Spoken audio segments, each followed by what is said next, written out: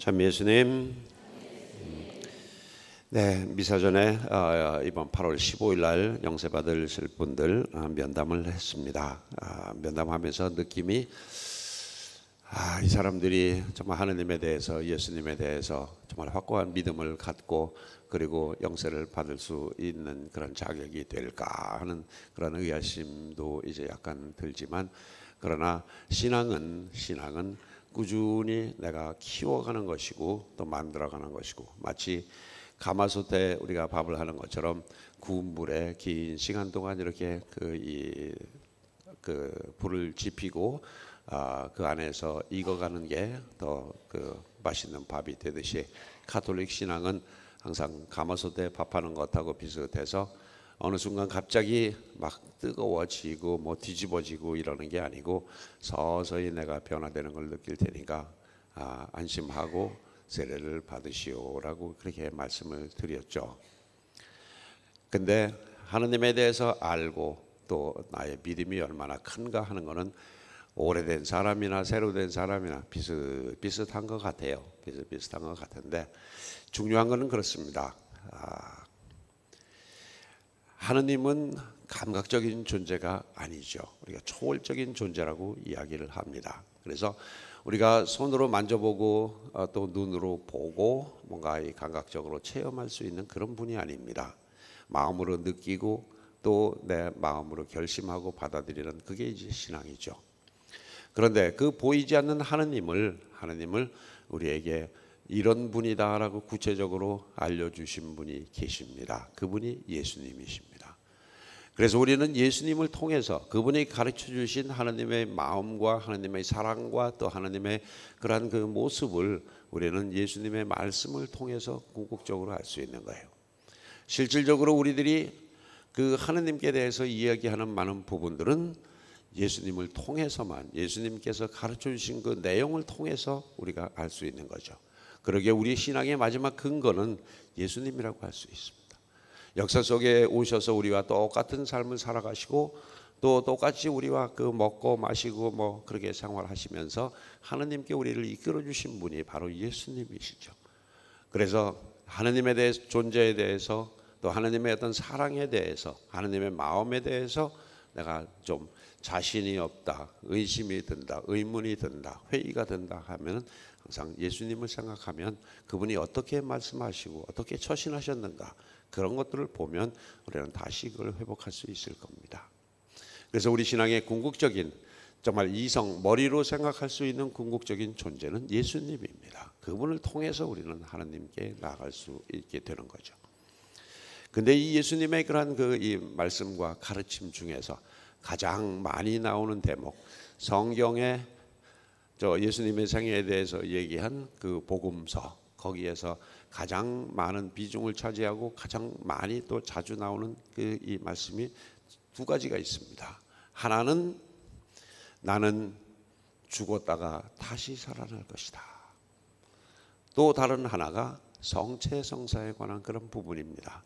나는 하늘에서 내려온 살아있는 빵이다, 생명의 빵이다라고 그 말씀하시는 바로 그 성체성사에 대한 겁니다. 그래서 지금 우리가 3주째 이 성체성사에 대한 이야기를 듣습니다. 그만큼 중요하다는 얘기입니다. 예수님의 순환과 부활을 통해서 우리도 비록 육신은 죽더라도 나의 영혼은 영원히 죽지 않고 살아있을 거다라는 그러한 희망을 갖게 되는 게, 그게 우리의 그 믿음이고, 또 우리의 믿음이 성장하고 또 익어가고 성숙해 나가는데 가장 필요한 부분은 바로 예수님의 살과 피를 우리가 받아 모시는 이 성체입니다. 성체를 통해서 내가 하나님과 하나가 되고 하나님을 만나고 하나님이 내 안에 오셔서 나를 변화시켜주는 그러한 믿음이야말로 우리의 가장 소중한 그러한 신앙의 자산입니다.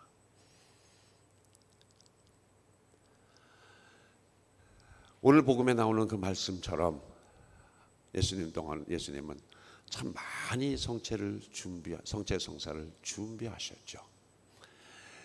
이렇게 볼 수 있습니다. 예수님이 태어나신 그 마국간의 이 말구유, 결국은 그 말들이 먹는 밥통입니다. 그 말 구유에 예수님이 거기에서 탄생하셨다는 그 의미를 한번 생각해 봅니다. 뭐냐면 거기에 담기는 여기는 말들의 밥입니다. 예수님은 탄생 때부터 우리들에게 밥이 되기 위한 존재로, 밥과 같은 존재로 태어나신다는 걸 의미할 수도 있을 겁니다. 탄생부터 이제 살아가면서 계속 그분이 하신 그 내용은 바로 오늘 복음을 통해서 절정을 맞이합니다. 5,000명을 먹이고 나서 이 빵이 이렇게 나눌 수 있고 갈라질 수 있고, 그리고 어떤 이 하늘의 그런 선물이 될 수 있다는 것을 빵의 이 기적으로 보여주시고, 이제 이어서 본격적으로 당신이 원하시는 부분을 얘기하십니다. 그게 오늘 복음 내용이고 지난주에 복음 내용입니다. 내가 바로 생명의 빵이다. 나는 하늘에서 내려온 살아있는 빵이다. 누구든지 이 빵을 먹으면 영원히 살 수 있고, 내가 주는 빵은 세상에 생명을 주는 나의 살이다라고 얘기를 하시죠. 그리고 당신이 이제 이 세상을 마감하는 마지막 만찬 때에 제자들과 함께 저녁 식사를 하시면서 결정적으로 그런 말씀을 하시죠. 이는 내 몸이다. 너희는 받아 먹어라. 그리고 이는 내 피다. 그리고 이 피는 내가 너희들의 죄를 대신 기억하기 위해서 내가 흘려야 하는 나의 피다. 그래 받아 먹고, 바로 그 의미입니다. 예수님이 세상에 오신 그 의미가 우리들의 죄를 대신 기억하기 위하여 당신의 피를 흘리고 십자가에 못 박혀서 돌아가신다라는 그 의미가 되겠죠. 바로 그분을 우리는 이 미사 때 사제의 그런 그 축성 예식을 통해서 내가 주님을 받아 모시는 그런 의미입니다. 평범하게 얘기하면 예수님 참 머리가 좋으신 분이에요. 내가 세상을 떠날 때 이들이 계속 나의 말씀과 나의 가르침과 나와 함께 할 수 있는 방법이 무엇일까 고민 끝에 낳은 그 선물이 성체성사라고 저는 개인적으로 한번 생각을 해보았습니다. 어쩌면 당신의 살과 피를 우리들의 영혼의 양식으로 이렇게 나누어지는 이 절묘한 그러한 이 처방이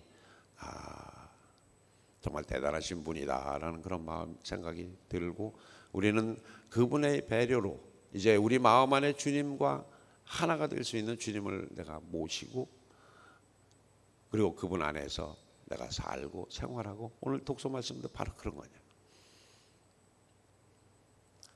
자, 문제는 하느님께서 우리에게 주실 수 있는 최고의 선물, 바로 나 자신을 너에게 주겠다라는, 내가 너에게 간다라는 그 최고의 이 선물을 우리는 어떤 마음으로, 또 그리고 그 성체를 모신 그 사람으로서 내가 어떻게 살아가는가 하는 그런 부분들 한번 생각을 해보면 좋겠습니다.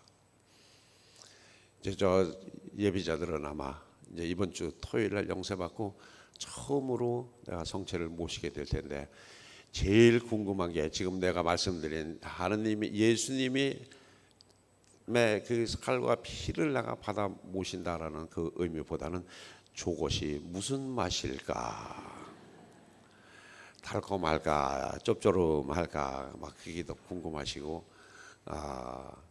물어봤어요. 어떤 분한테 성체 어떻더냐 그랬는데, 성체를 첫 번째 받아 모시는 그때 무슨 생각이 들고 어쩌냐 하고 물어봤더니 생각보다 맛이 없더라. 차라리 뻥튀기가 훨씬 더 나더라. 그런 생각하셨다는 분도 계시고, 좀 신앙생활을 하신 어떤 분은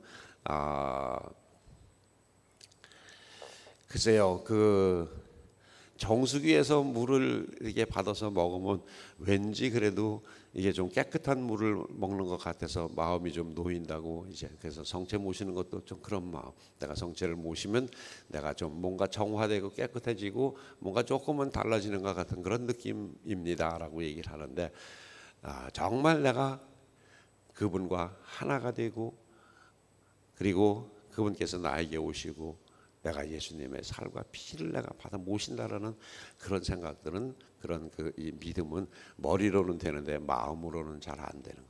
그렇죠? 예전에 성가대들은 대답 잘해도만 저기 오늘 새로 바뀐 성가대는 좀 시원찮네 대답이. 중요한 건 우리들의 마음가짐입니다. 근데 그래도 여러분들이 지금 성체 영원한 그 부분들을 그렇게 뭐 탓할 것도 아니에요. 저도 내가 역으로 질문을 받아서 신부님 처음으로 미사 드릴 때 이는 내 몸이다, 이는 내 피다, 너희는 받아 먹고 마시라. 그 축성 예식 할 때 그때 신부님은 어땠습니까? 라고 질문을 하는데, 내가 지금 여러분들에게 뭐 예수님의 살과 피가 하나님과 일치되고 뭐 하고 그런 생각 나도 못했거든요. 안 했거든요. 어쩌면 이 글자 틀리지 않고 미사 제대로 잘 할까, 틀리지 않고 미사 무사히 마치는 게 첫 번째 신부 돼서 미사 드릴 때 그 적이었었어요. 긴장을 해가지고 혹시 틀려가지고 이게 거꾸로 가면 어쩌나 뭐 이런 걱정 때문에 정말 그 안에 담긴 정말 이 신비, 내가 이 빵을 예수님의 몸이라고 선언할 때 정말 그게 그렇게 변화가 되고 하느님의 거기에 이제 오신다라는 어떤 그런 생각까지는 저도 못했어요. 자, 이제부터 중요한 거는 이겁니다. 우리는 어떤 마음으로 좀 이런 성체를 내가 받아 모시는가. 성체를 받아 모신 다음에 나의 마음가짐과 그리고 또 나의 행동 거지는 어떠해야 하는가. 그 답은 이렇습니다. 산삼을 먹는 사람들은 이렇게 얘기를 한다고 그럽니다. 산삼을 먹기 전에 목욕 재개를 하고 그리고 정말 경건한 자세로 산삼을 뿌리부터 아주 그야말로 아주 열심히 조심스럽게 이제 씹고 나중에 맨 이제 꼬다리까지 이렇게 다 먹는데, 그 사람들은 산삼을 먹는다고 얘기하지 않고 산삼을 내 마음에 심는다고 얘기를 한다. 그래서 뿌리부터 조심스럽게 이렇게 하면서 정말 경건한 마음으로 그 산삼을 먹는다고 그러죠. 그래야 그 산삼이 가진 효능이 내 온몸에 퍼져서 내가 이제 그 효능을 볼 수 있다라고 그렇게 믿음을 갖는다고 그럽니다. 저도 좀 그런 마음을 가지면 어떻겠는가. 산삼을 먹을 때처럼 정말 목욕 재개하고 그리고 그 산삼을 먹는다기보다도 산삼을 내 마음에 심는다라는 그런 마음으로. 그래서 성체를 영할 때도 그냥 내가 헌금 냈으니까 그냥 이게 받아 먹을 자격이 있어서 그냥 와서 받아 먹는 그런 마음이나 무슨 뻥튀기보다도 맛이 없네 뭐 이런 마음, 또는 아니면 의례적으로 미사에 왔으니까 당연히 그냥 하는 그런 절차가 아니고, 정말 나같이 부족한 사람한테 하나님께서 직접 나에게 오시는 이 어마어마한 사건을 제가 부족합니다만 정말 당신의 힘으로 저도 변화되고 싶습니다라는 그런 마음으로 성체를 영했으면 참 좋을 것 같습니다. 어느 날 꼬마가 그 엄마하고 같이 미사를 왔는데 이제 성체 영할 시간이 돼가지고 이렇게 주는데 자기한테는 안 주거든요. 얘 혼자서 가만히 생각을 했대요. 왜 지네들끼리만 놀아먹고 나는 안 주는가? 뭔가 이유가 있겠구나라고 생각을 하고, 얘가 생각한 이유는 내가 헌금을 안 내서. 그래가지고 일주일 동안 열심히 용돈을 모아가지고 그 다음 주에는 당당하게 이제 헌금 딱 내고 가서 딱 이렇게 벌렸는데 그날도 안 주거든요. 얘가 하는 말이 나도 헌금 냈는데 왜 나는 안 주세요? 그러면서 시부님한테 그렇게 막 항의를 했다고 그러는데, 그런 식으로 그냥 내가 당연한 권리가 있는 그 부분이 아니고 정말 부족한 나에게 정말 나를 그렇게 찾아주시니 너무너무 황공하고 그리고 감사합니다. 그리고 정말 내 안에 오셔서 저를 변화시켜 주십시오라는 어떤 그런 마음으로 우리가 성체를 명하면 좋을 듯합니다. 우리가 살아가면서 굉장히 힘들고 어렵고 죽고 싶고 막 이런 상황들 많이 있을 겁니다. 오늘 제1독서에 나오는 엘리야 이야기가 차라리 죽여주십시오라고 부르질 정도로 큰 좌절에 빠진 그분을 하나님께서 천사를 보내서 먹고 물 마시고 빵 먹고 해서 다시 기운을 차리고 그 호렙산으로 가게 해줬다라는 이야기가 제1독서의 이야기입니다. 바로 우리들의 상황일 수 있어요. 성체는 내가 정말 죽고 싶을 만큼 좌절하고 고통스럽고 힘들고 할 때 그분께서 나에게 주시는 물과 그리고 빵입니다.